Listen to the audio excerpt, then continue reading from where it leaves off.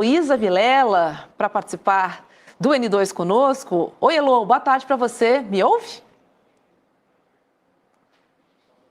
Boa tarde, ouço sim, estamos aqui no STF para variar, né, Roberta, acompanhando essa confusão, essas várias contradições. Hoje foi um dia de uma contradição importante, mas vamos lá que segunda-feira terminam essas testemunhas desse núcleo 1, né? Vem muita coisa por aí ainda. Pois é, que semana, né? Mas vamos ao dia de hoje. Mas está voando, está indo rápido, o roteiro do STF está sendo cumprido. A previsão de setembro, acho que tá valendo, hein? Tá dentro? Tá, a condenação em setembro. É possível. Vamos ficar de olho aí. Tá tudo indo bem por enquanto. É. Elô, o general Gustavo Henrique Dutra, ex-chefe do Comando Militar do Planalto, ele antecipou seu depoimento como testemunha e foi ouvido hoje pela primeira turma do STF. Durante o seu depoimento, o general Dutra afirmou que a maioria dos presentes no acampamento golpista do QG do Exército em Brasília era formado por moradores em situação de rua. Isso na véspera de 8 de janeiro de 2023. E aí, em outro momento do depoimento, o general Dutra minimizou um encontro que teve com o ex-ministro da Justiça de Bolsonaro, o Anderson Torres, um dos réus da trama golpista. O general Dutra chamou o encontro de um cafezinho para se apresentar a Torres, que tinha acabado de tomar posse como secretário do governo de Ibanez Rocha, aí no Distrito Federal. Pois é, foi um depoimento bastante curioso. A gente tem que se lembrar, Anderson Torres era ministro da Justiça do Bolsonaro, e aí quando acabou o governo ele veio para ser secretário de Segurança Pública do Distrito Federal. E foi na casa dele que a Polícia Federal encontrou aquela famosa minuta golpista. Dado esse contexto, vamos aos depoimentos de hoje. General Dutra, depois na CPI do Distrito Federal, depois na CPMI do Congresso e veio depor hoje muito a contragosto. Ele não queria vir, só veio porque o Alexandre de Moraes concordou em soltar uma intimação para obrigá-lo a vir. Ele é uma figura que ninguém entende como que ele não foi indiciado em nenhuma dessas situações, tanto no processo que a gente está acompanhando aqui agora, como nas CPIs e na CPMI. Por quê? A Polícia Militar do Distrito Federal fez pelo menos 3 planos de ação para desmobilizar aquele acampamento que estava na frente do quartel aqui. E o general Dutra, na última hora, arrumou sempre uma desculpa para impedir a desmobilização. O que aconteceu nesse dia 6, antevéspera daquele quebra-quebra e daquela violência toda que a gente viu em Brasília? No dia 6 de manhã, ele foi a uma reunião na Secretaria de Segurança Pública com o Anderson Torres. E ele disse hoje aqui que foi só um cafezinho para eles se encontrarem, se conhecerem e que eles iam falar das pessoas em situação de rua. Ele disse que mostrou uma foto ao Anderson Torres, que o acampamento estava muito esvaziado, devia haver ali cerca de 200 pessoas e que a maioria eram pessoas em situação de vulnerabilidade. Aí eles chamaram para essa reunião também a Ana Paula Marra. Quem é a Ana Paula Marra? Ela depois hoje de manhã. E aí que a coisa começa a ficar interessante.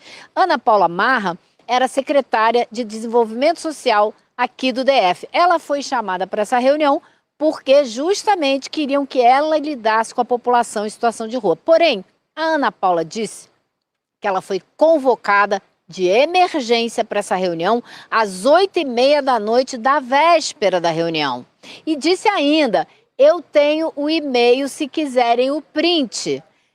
Completamente desdizendo o que disse depois o general Dutra, que foi só um cafezinho. Não, foi uma reunião convocada. E mais, ela ainda disse que ouviu o Torres e o Dutra falarem, não disse quem trouxe esse assunto à tona, mas ouviu os dois falarem em pedir um mandado de prisão para os líderes do acampamento. Agora entra a parte que não dá para ninguém entender. O Dutra veio como testemunha do Anderson Torres e o advogado teve que intimá-lo a comparecer. O advogado do Anderson Torres não questionou o Dutra usando o testemunho da manhã, de que houve convocação, que se falou em mandado de prisão. Não falou nada disso. Nada, absolutamente nada. Não deu para ninguém entender. E aí eu fui procurar um pouco mais nos meus alfarrábios da CPI do DF e me encontrei novamente com uma informação que eu tinha me esquecido. O general Dutra não foi indiciado na CPI, porém, ele foi indiciado no relatório alternativo da CPI. Ou seja, havia a intenção de indiciá-lo. Um grupo da Assembleia Distrital queria indiciá-lo, mas não conseguiu. Por quê? E aí o que eu ouvi, conversa com outro, foi que houve uma grande articulação que envolveu um setor do governo para que ele não fosse indiciado, para poupar o general Dutra em nome do apaziguamento da situação do país. Então, se já se sabia que ia ser preciso mexer com algumas pessoas de farda, também houve um movimento para salvar outras tantas. Pois é. Vai lá, Juliana. E ele estava, Lu, é o mesmo general que estava cuidando do comando militar quando o nosso Ricardo Capelli protagonizou, né, aquela tentativa de viabilizar a prisão em flagrante ainda, né, ele já como interventor da segurança pública do DF, tenta viabilizar uma prisão em flagrante dos manifestantes que estavam na frente dos quartéis já depois da quebradeira do 8 de janeiro. É o mesmo general que fala aquela famosa frase, minha tropa é maior do que a sua, como que afrontando o Capelli, era da mesma equipe? Exatamente, é exatamente essa mesma pessoa que impediu a desmobilização dos acampamentos também, ao longo daquele tempo todo que eles ficaram ali na frente dos quartéis. Agora, o que eu não consigo compreender, Juliano, é que se havia essa movimentação do general e se o Anderson Torres era contra isso, por que o advogado Anderson Torres não apertou o general Dutra hoje? E nem o PGR e nem o Alexandre de Moraes. PGR e Alexandre de Moraes não têm menor interesse de apertar uma testemunha para ajudar a narrativa do Anderson Torres. Mas o advogado dele estava lá para isso. Então ficou algo assim bastante esquisito e o general Dutra continua sendo uma dessas figuras que ninguém entende como nunca foi indiciado no processo da Polícia Federal, nunca foi indiciado pela PGR, como que ele se safou esse tempo todo. Acho que o bastidor que eu ouvi hoje faz muito sentido. Ele tem umas costas quentes enormes e conseguiu se livrar desse processo. Agora, Chico Sá, o fato é que temos uma contradição, né? Entre General Dutra e a Ana Paula Marra. Roberto, a Ana Paula batizou esse cafezinho, né? Era um cafezinho inocente, a Ana Paula envenenou esse cafezinho. E o mais maluco, né, Elo, é a mesma turma que nas reuniões anteriores atribuía um tom de conversa de bar, agora um cafezinho, nessa versão de tentando suavizar um golpe de Estado, né? Encontros informais. Tudo é um drink, é um brinde de fim de ano, é uma confraternização, é um cafezinho, essas são as versões. Mas esse general está muito no lucro. Da parte militar, ele é o que está mais no lucro, o general Dutra, e na parte civil, o Valdemar Costa Neto. São dois sortudos que estão passando ilesos até agora, né? Não vão pagar nada por conta dessa tentativa de golpe. Embora os depoimentos, os documentos mostram que são duas pessoas metidas até o gogó no golpe. Pois é, Valdemar da Costa Neto não vai nem ter que vir depor. Ele conseguiu a dispensa, não vai precisar depor, mas o Valdemar é que entrou na justiça com base naquele relatório fajuto do Instituto Voto Legal para pedir questionar a validade das eleições, questionar a legitimidade das urnas, né? Então, é outro que ninguém explica como se safou desse processo todo aqui. Exatamente, Elô. E olha só, gente, o governador de São Paulo, Tarcísio de Freitas, do Republicanos, também prestou depoimento hoje no STF. Tarcísio é uma das testemunhas de defesa do ex-presidente Jair Bolsonaro. Foi um depoimento breve, né? Um depoimento tipo Super Vic, vamos dizer assim, né, para quem lembra. Tarcísio detalhou, né, a sua relação com o ex-presidente Bolsonaro quando foi ministro de infraestrutura do ex-presidente. E o governador de São Paulo disse que Bolsonaro nunca conversou com ele sobre uma possível ruptura institucional.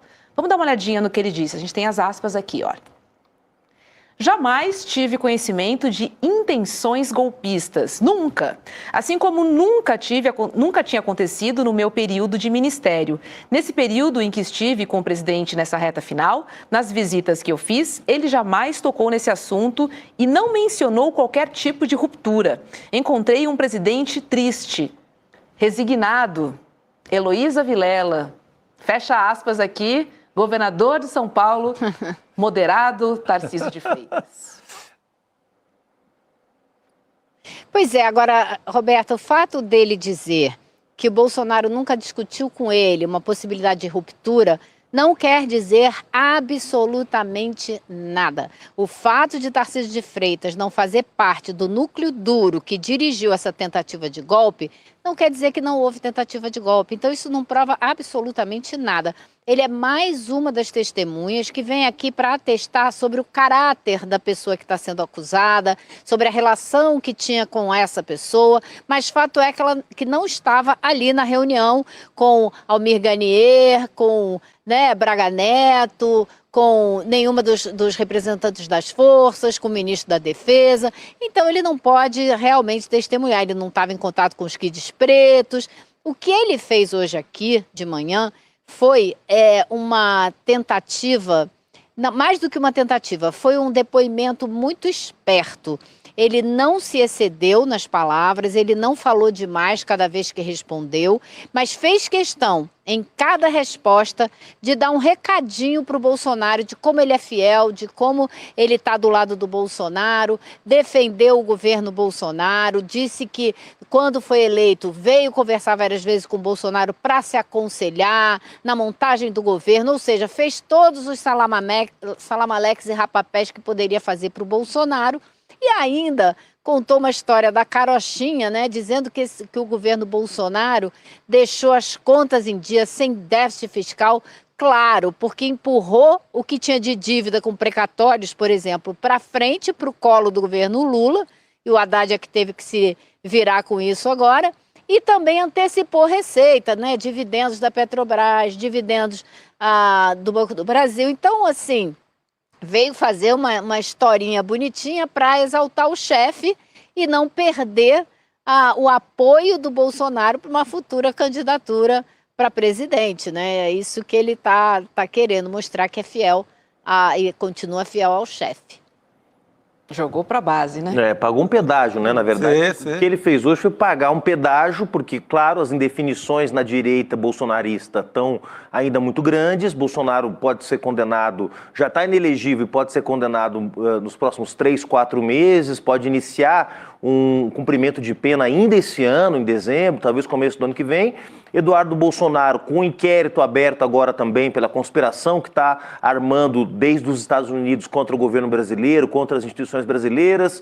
Michele vetada, Caiado não decola. O que o Tarcísio veio fazer nesse depoimento, que não agregou nada, nem na defesa, nem na investigação, em coisíssima nenhuma? Primeiro, se livrar logo dessa obrigação que ele tem com o Bolsonaro, pagar esse pedágio, mas também se manter perto de uma base que não é suficiente para eleger um presidente hoje, mas sem a qual ninguém chega ao segundo turno na direita, que é a base do bolsonarismo raiz. Então, pagou seu pedágio, manteve-se fiel e próximo e, mais uma vez, mostrou o que a gente sempre diz aqui no ICL, Lô? De que de moderado, de bolsonarista moderado, não tem nada, é um bolsonarista raiz que está tentando herdar o espólio do futuro presidiário Jair Bolsonaro,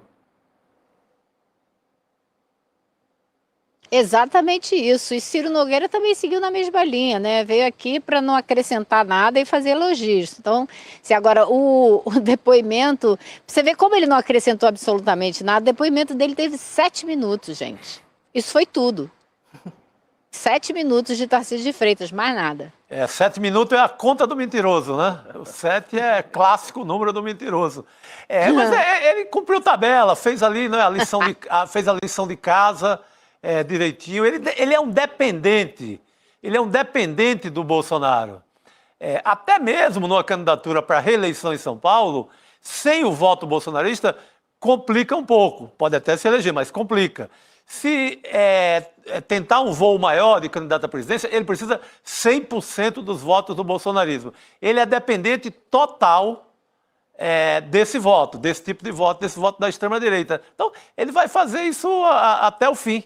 Até porque, né, Chico, diferente do Onyx Lorenzoni, do Mandetta, de outros quadros da direita tradicional que o Bolsonaro puxou para o governo, o Tarcísio foi criado nesse governo, ele era um técnico, né? Sim. Foi alçado à condição de líder político pelo Bolsonaro e pelo bolsonarismo. Então, a fatura ali é muito grande, né? Muito grande. E agora, se o Xandão quisesse... vou dar uma complicadinha no Tarcísio, né? Porque o Xandão também estava tranquilo, porque é um governador de estado, tem bom relacionamento com ele, acabou deixando o passeio ali dos 7 minutos do Tarcísio. Mas se ele quisesse, por exemplo, complicar, o procurador conta a história inteira do golpe, que começa lá em 2021 e vem, né?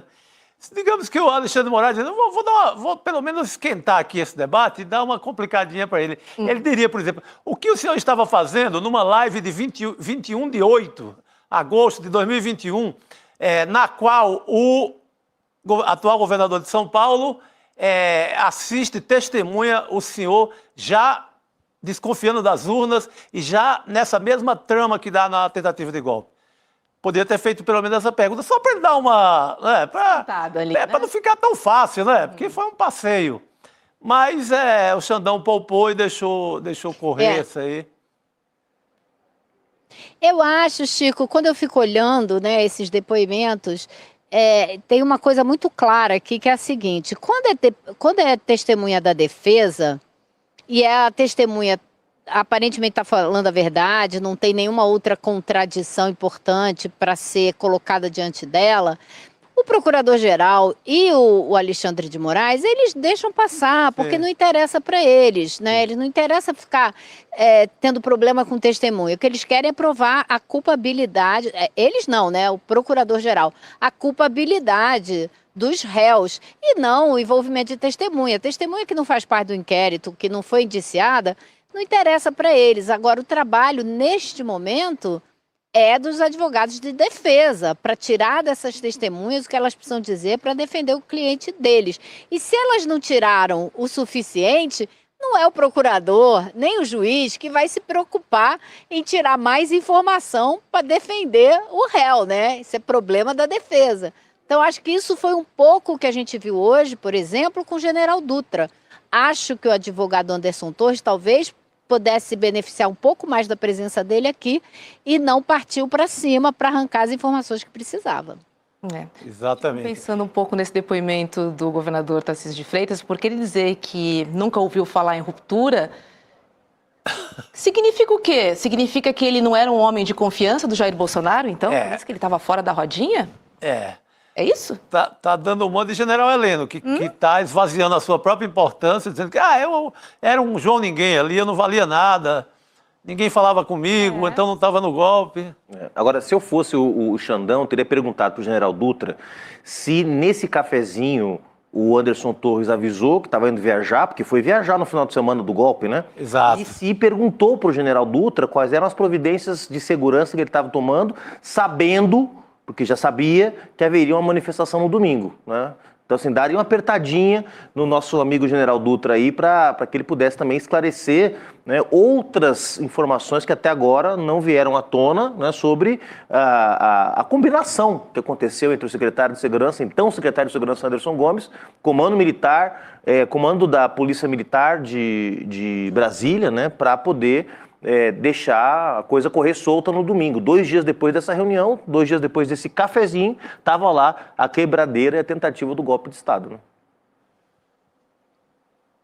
né? Sobre a viagem ele até falou, porque não sei se foi, acho que foi o Alexandre de Moraes até que perguntou sobre a viagem. Ele disse, ele falou que ia viajar, ia tirar umas férias, ia viajar naquela noite. Foi isso mesmo, o Alexandre de Moraes perguntou, mas no dia 6 ele estava em reunião na secretaria? Aí ele falou, estava, de manhã estava, porque ele só viajou de noite com a família. Deixa eu trazer um outro assunto aqui para a gente conversar. é sobre o primo do deputado federal Nicolas Ferreira, que é do PL de Minas Gerais. Ele está detido em Uberlândia por porte de drogas. Glaicon Fernandes, foi preso em flagrante durante uma operação de rotina, portando 30 quilos de maconha e 4 gramas de cocaína.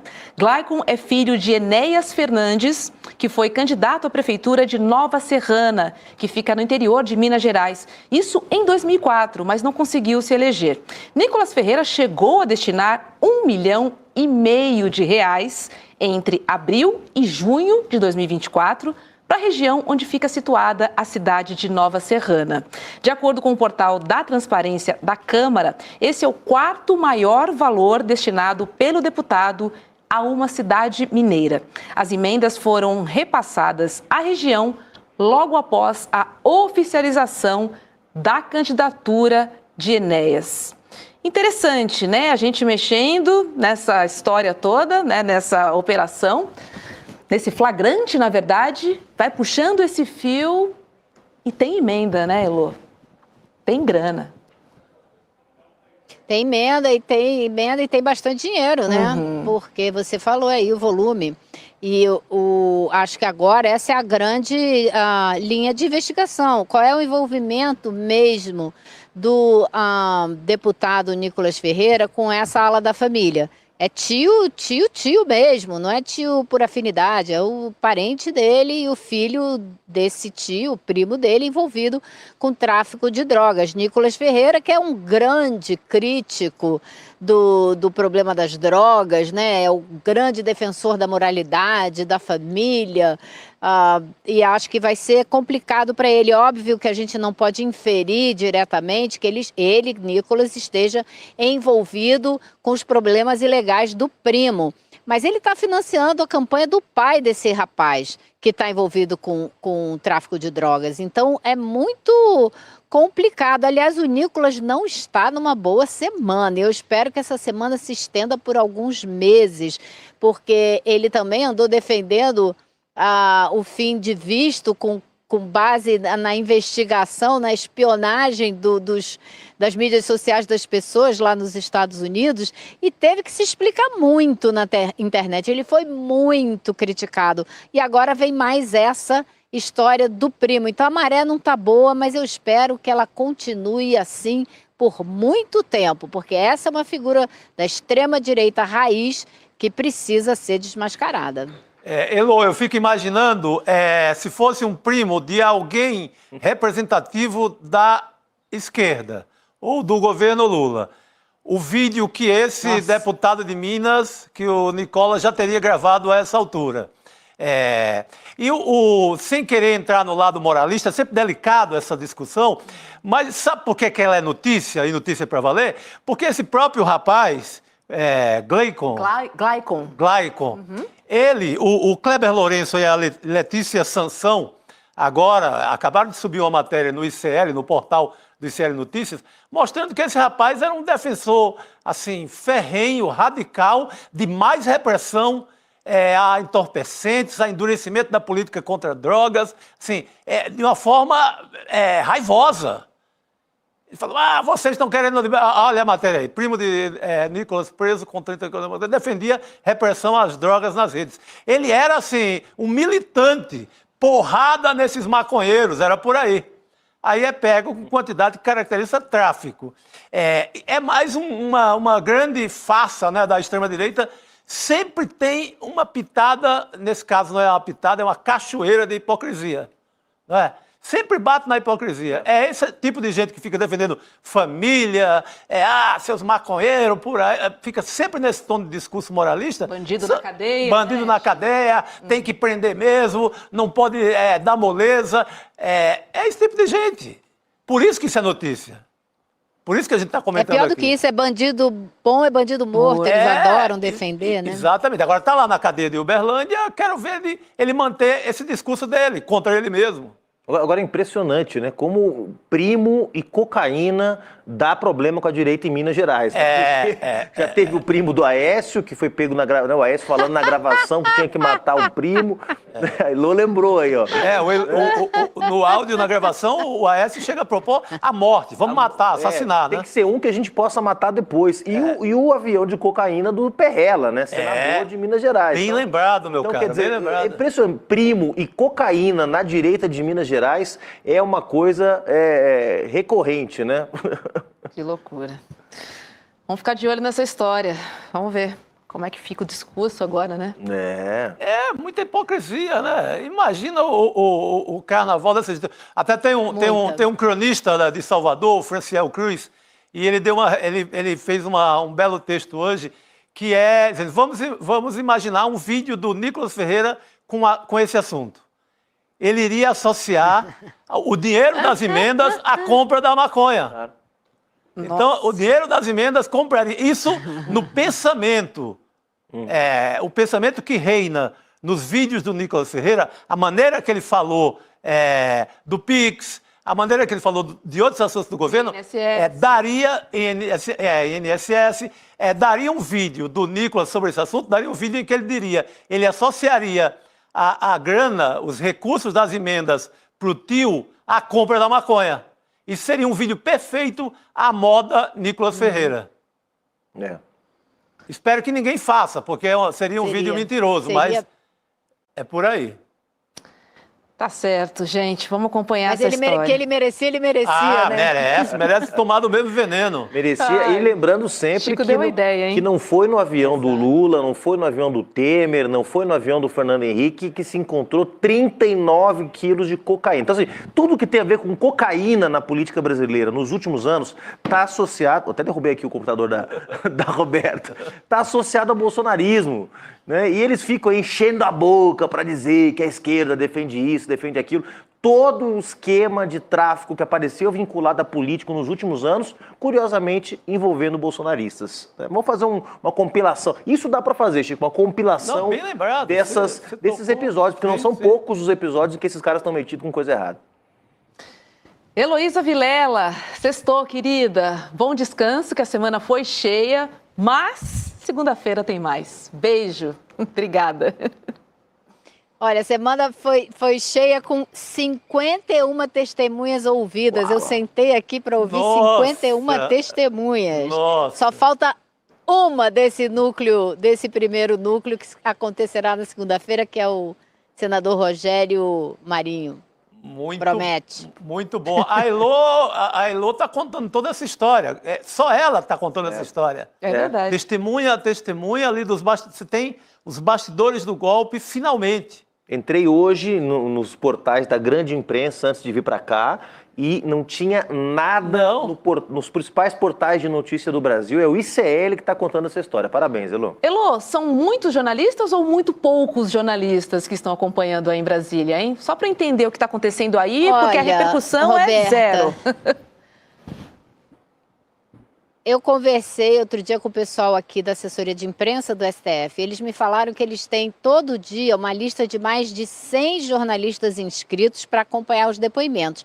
E todo dia, para você ver como eu sou chata, todo dia eu conto quantos jornalistas tem acompanhando. A média é de 15. Tem dias que tem 19, tem dias que tem 18, né? Tem dias que tem menos. Então tem assim, uns 15, 16 todo dia tem. Depois que tinha Tarcísio de Freitas, tinha 20, mas não passa disso. Muito poucos mesmo.